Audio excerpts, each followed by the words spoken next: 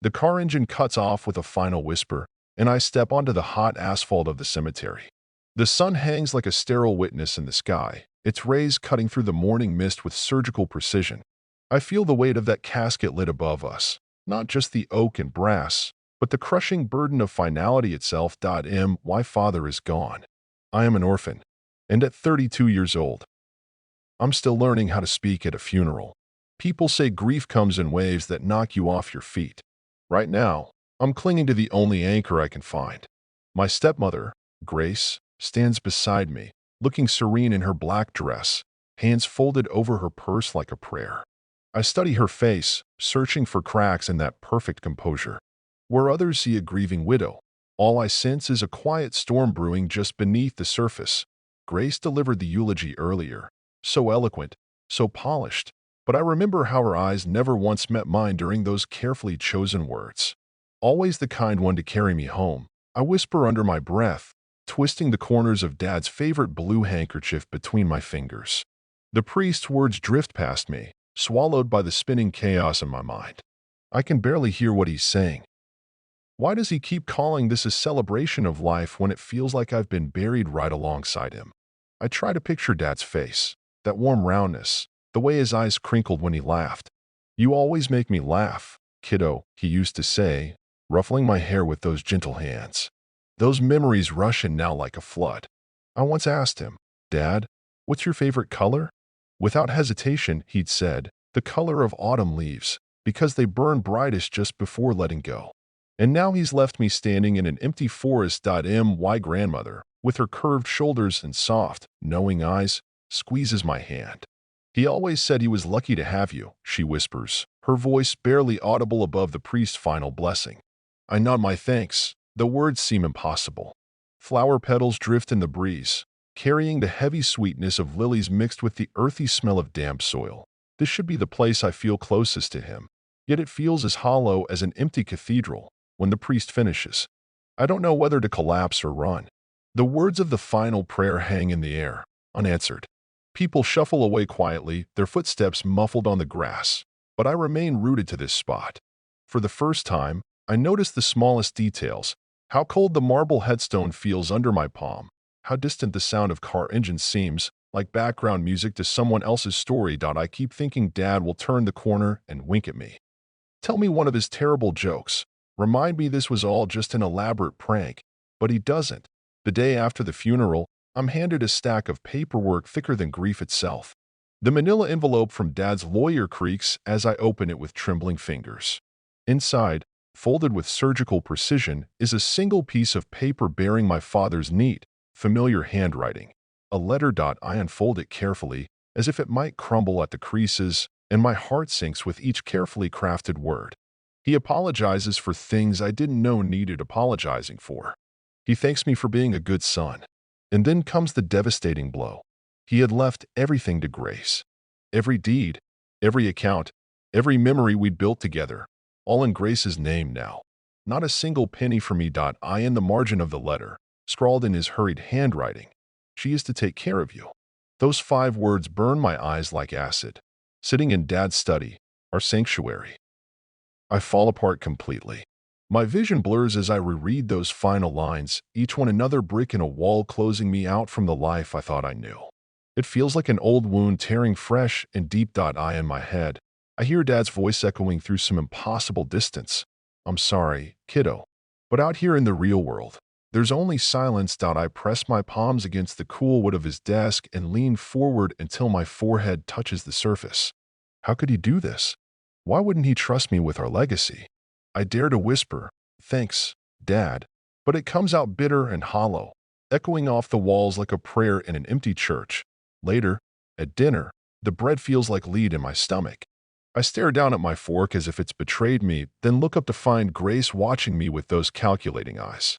The easy familiarity between her and Grandma feels foreign now, like I'm watching strangers perform a play I wasn't invited to audition for.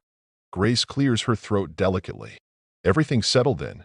she asks, one perfectly sculpted eyebrow arched in challenge. I bristle at her tone. "You mean you handled all the talking?" "Looks like you settled things very nicely for yourself," I reply, sarcasm dripping from every word. Her polite mask slips just slightly, a flash of steel in her eyes. "How clever, Michael," she responds, her voice sweet as poisoned honey. That night, I find myself in the hallway outside her bedroom. Light spills through the slightly open door, and I can see her packing clothes into an oversized suitcase with methodical precision. "You know," I say, forcing calm into my shaking voice, "Dad never mentioned I wasn't truly his child. Did he ever say anything to you? About me?" She pauses, the zipper closing with a crisp finality. Without turning around, she replies flatly, "Your father and I chose not to burden you with legal complications. But everything he built, it's here now. Safe." The casual certainty in her voice makes me laugh, brittle and dry as autumn leaves. "Is that so?" "You know, I think I'm old enough to handle complex family arrangements." I shoot back, the bitterness coating my tongue like medicine. Grace finally turns to face me, her eyes narrowing to calculating slits. "Now isn't the time for cleverness," she says quietly, but there's steel beneath the silk. "You're grieving, Michael. Try to be reasonable." Grieving. The word hits me like a physical blow. Maybe I am grieving, but I won't let anyone, especially her, twist that pain into submission. That night, I lie in my childhood bed, listening to the house creak and settle around me. Somewhere deep inside, I feel as hollow as the attic above. Dad's books stare blankly back from their shelves like silent witnesses. I pick up the tarnished photo frame on my nightstand. A picture of Dad holding me tight at a baseball game, both of us grinning under the bright stadium lights. His other arm is wrapped around Grace's shoulder. I suddenly remember how he always held her, like he wasn't quite sure if he should let go. "Good night, Dad," I mouth to the photograph. "You set up the game. Now it's up to me to finish it." Early the next morning, I find myself drawn back to Dad's study like a moth to flame. The house sleeps around me, silent except for the whispered creak of floorboards under my bare feet. His computer screen saver glows in the dim light. A photo of the two of us grinning on a fishing trip, sunburned and happy and unaware that time was already running out. I run my hand over his desk, smooth with scattered with papers he never got to file, dreams he never got to finish. In the corner, I notice a stack of leather-bound notebooks. His journals. My heart does a strange little dance against my ribs. Every entry tells stories of dreams and worries, scattered thoughts about the house, our family, the weight of decisions that seemed so much simpler then. One faded entry catches my eye, the ink blotchy as if he'd written it in desperate haste. "Not sure I can trust anyone completely anymore. Trust no one." The phrase echoes in my memory like a warning. I settle into Dad's chair, the old leather creaking under my weight like a sigh. Opening the journal to the very last entry, dated just 1 week before he died, I read, "Met with Grace today. Something feels off. She keeps asking about money in strange ways. I told her not to worry. I took care of my family." He had written children first, then crossed it out, replacing it with family. Even in his private thoughts, betrayal lived on paper. My phone buzzes, shattering the sacred silence. Grandma again, checking on me with that gentle persistence that only grandmothers possess. After hanging up, I sit in the growing darkness, letting Dad's words sink into my bones like wisdom. For the first time since the funeral, I feel some of that clarity Dad always talked about. That still, small voice that cuts through confusion like sunlight through storm clouds. Determined not to drown in despair, I spend the next 2 days searching through every corner of our home. Dad's study, the dusty attic, even the safe deposit box he never quite got around to organizing. I tear through our history like an archaeologist searching for truth. In the attic's forgotten corner, I find an old burlap sack filled with photo negatives, an accidental time capsule. I laugh despite myself. Leave it to Dad to preserve our memories in the most impractical way possible. One by one, I hold them up to the light. Dad fixing the roof, Mom baking her famous chocolate chip cookies, their wedding day with faces glowing with young love. But in all these captured moments, Grace is nowhere to be found. Not a single laugh, not a shared glance, not even a shadow in the corner of our family story. A cold certainty settles in my chest like winter fog.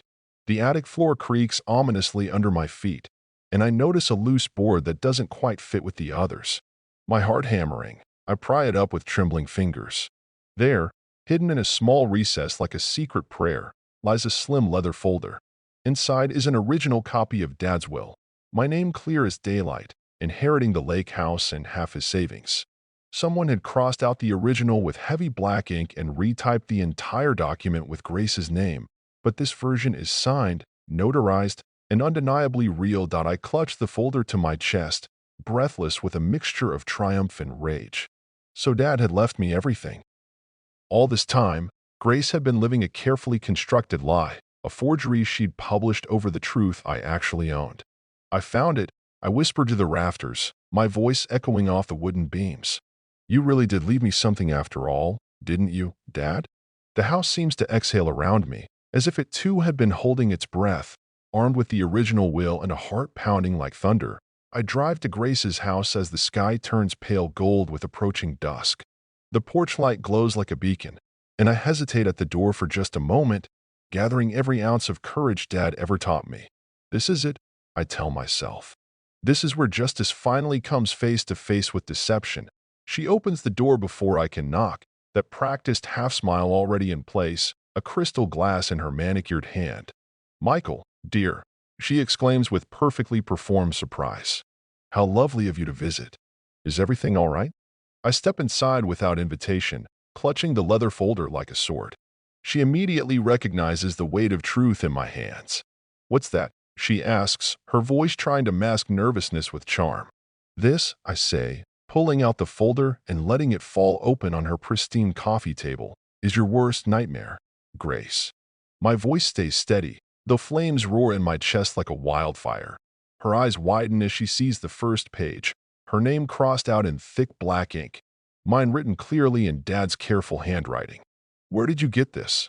She demands, reaching for the folder, but I pull it away like a chess piece she'll never capture. You should know exactly where. This is my father's original will. I watch every micro-expression cross her face. Not a penny was supposed to be yours. It was me you wanted to protect, me you trusted with her home.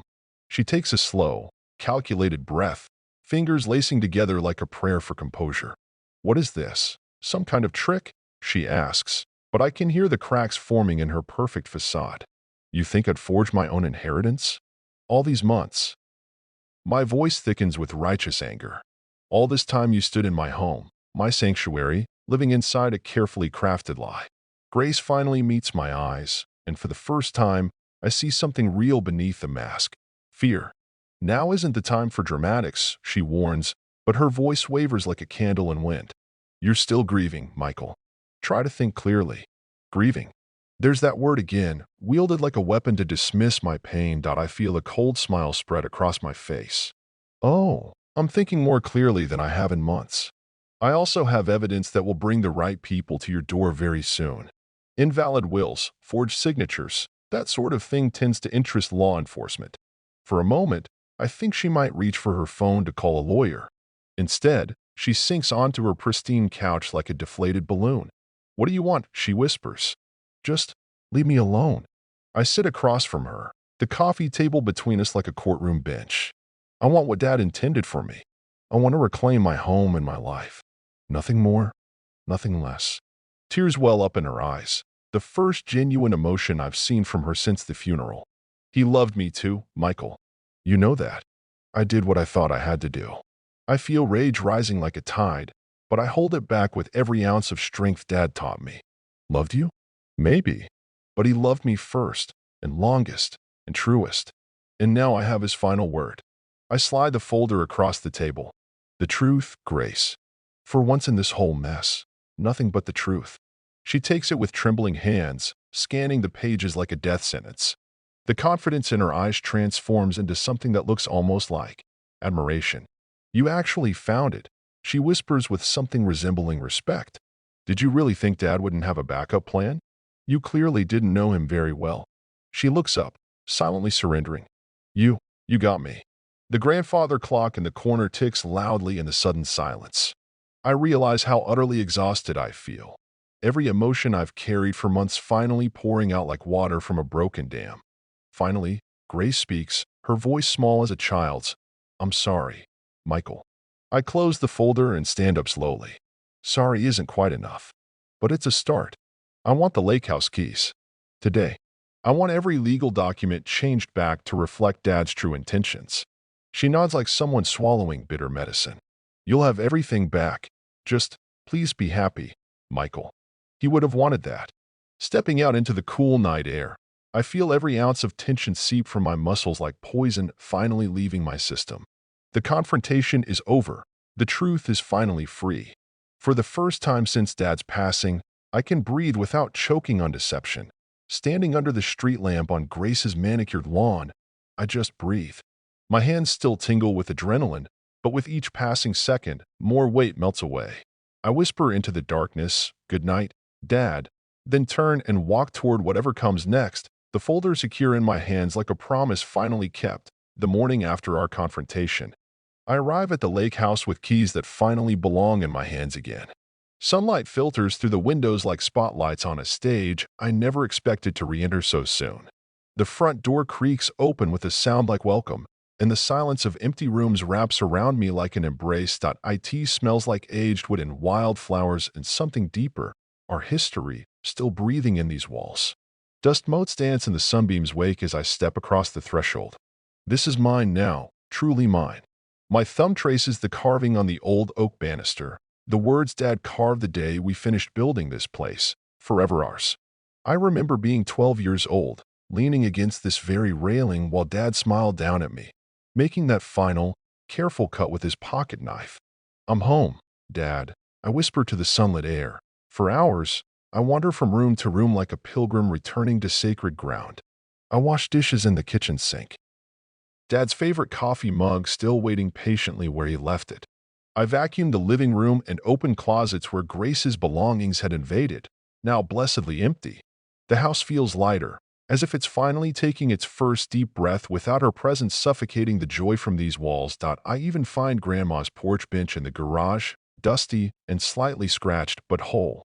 I carry it back to its rightful place on the front porch, another piece of our family puzzle restored. Making coffee with hands that no longer shake, I sit by the window overlooking our lake. The water lies still as polished glass, reflecting the morning sun like scattered diamonds. I prop Dad's journal open on the coffee table and reread those final entries one more time. A folded note slips out. Dad's handwriting clear and strong. "If anything happens to me, know that I love you more than words can hold. Take care of our home. And hey, save one last swing for me." Tears sting my eyes, but they're clean tears now, healing tears. I clutch the note like a lifeline. Of course, he'd left something more. A laugh escapes me, quiet but absolutely real. Dad is here, isn't he? Just without a heartbeat to prove it. I walk out to the old rope swing hanging from our backyard oak. The wood is weathered gray, the rope frayed but strong, the seat still steady after all these years. I settle onto it gently and push off. Back and forth, the swing moves with a gentle creak that sounds almost like laughter. "He said to save one last swing for you," I murmur to the wind, closing my eyes and pretending he's there behind me, giving me that perfect push that always sent me soaring. The swing pauses for just a moment, then resumes as if carried by an invisible hand. Maybe, somehow, the wind really is his push. Later, when I open the front door for Grandma, she cries at the sight of our restored home. "It's just like we left it," she says, hugging me with arms that smell like vanilla and love. When I ask her to move in with me, she tears up and laughs at the same time. Half mourning, half relief. As I show her through the rooms, it finally feels like we're truly keeping his legacy alive. That night, I sit in Dad's favorite armchair by the fireplace, wrapped in the quilt Grandma made years ago. I can feel the weight of victory settling around me like a comfortable blanket. But more than that, I feel my father's love surrounding me in every crackling ember, every familiar shadow. I break the comfortable silence. "We did it, Dad. We got our home back." The house seems to answer with a gentle draft that stirs the curtains, like a nod of approval from beyond. Sometimes, in the quiet hours before sleep, I whisper updates to these walls as if Dad were listening from some room I can't quite see. In rare, perfect moments, I swear I hear his old radio playing softly from somewhere just out of reach, a reminder that this fight was always his fight too. After months of relentless uncertainty, I finally feel something I'd almost forgotten. Peace. Sitting here in the living room I've finally reclaimed as my own, I let the events of these past weeks wash over me like waves that no longer threaten to drown me. It feels like waking up from a fever dream, tragedy transforming into betrayal, then blossoming into this unexpected triumph. One day, I was burying my father. The next, I was resurrecting his true legacy from the shadows where it had been hidden. That emotional roller coaster left me exhausted, but infinitely stronger. I realize now how many times Dad had been protecting me, from his deathbed lessons to the secrets he'd carefully hidden. He trusted that I would find the truth when the time was right. And somehow, impossibly, I did. The anger toward Grace is still there, but it feels smaller now, like a shadow fading at dawn. The love and memories of my father burn so much brighter and warmer than any resentment ever could. I can almost understand why Dad waited, why he let the final puzzle piece reveal itself in its own perfect time, that I even find myself forgiving her. Just enough to move forward without letting bitterness poison the joy I've fought so hard to reclaim. My grandmother has moved in completely now, turning these rooms into our shared sanctuary. We joke that Grace left us more than just stolen time. She inadvertently taught us how precious truth really is. Yesterday, Grandma found Dad's old kitchen mixer in the pantry, and we used it to bake a celebration pie that smelled exactly like Mom's kitchen, proof that some love never truly leaves. Looking out at our lake now, the water is mirror calm. The same water that taught me to swim with Dad's patient hands supporting me, the same water I was once so afraid of falling into, now feels protective, like the house and the memories are all standing guard over my healing heart. Standing before the hallway mirror last night, I made one final promise out loud. I would live courageously from this moment forward, and I would make sure Dad's faith in me never wavered again. As I spoke those words, the weight I'd been carrying for months finally lifted from my shoulders completely. Before falling asleep, I slipped out to the cemetery one last time. Kneeling by Dad's grave under a canopy of stars that seemed to pulse with his presence, I told him everything. The discovery, the confrontation, the homecoming he'd orchestrated from beyond. I thanked him for guiding me through this labyrinth of grief and deception with breadcrumbs only I could follow. In the hushed stillness, I felt what could only be described as a gentle nod, or maybe just a breeze that carried the scent of autumn leaves. "We won, Dad," I whispered to the marble stone. "You were right to trust me." I listened. For the first time since that terrible morning at the cemetery, I felt complete peace settle over me like his favorite blanket. And no matter what challenges tomorrow might bring, I know this chapter has ended and a new one is beginning. I found Dad's old baseball cap on the nightstand and put it on. It finally fits perfectly, like it was always meant to be mine. Crawling into my childhood bed in our reclaimed home, I feel tired in the most wonderful way. The deep, satisfied exhaustion that comes after a battle fought with honor and won with truth. Moonlight spills across Grandma's quilt, and I let it lull me toward dreams filled with fishing trips and laughter and the promise of morning pancakes. Tomorrow can wait. Tonight, I have everything that ever truly mattered.